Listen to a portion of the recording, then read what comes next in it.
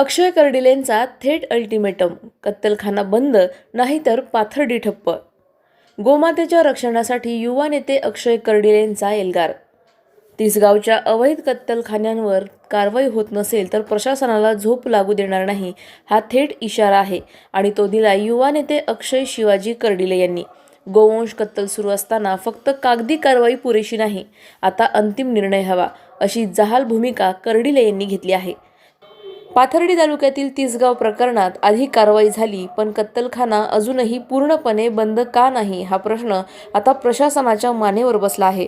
याच मुद्द्यावर मुकुंद भास्करराव गर्जे, हरिभक्तपरायण मुकुंद काका जाटदेवळेकर, हरिभक्तपरायण आदिनाथ महाराज शास्त्री, अशोक आऊ पालवे महाराज, बाळासाहेब गीते, गणेश जवरे, प्रतीक भैया नागरे, ज्योती संदीप पवार यांच्यासह अनेक पदाधिकारी कर्डिले यांच्या पाठीशी उभे राहिले आहेत.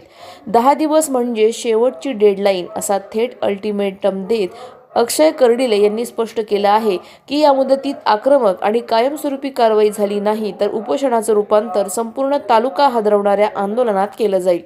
हा केवळ इशारा नाही, हा संघर्षाचा बिगुल आहे.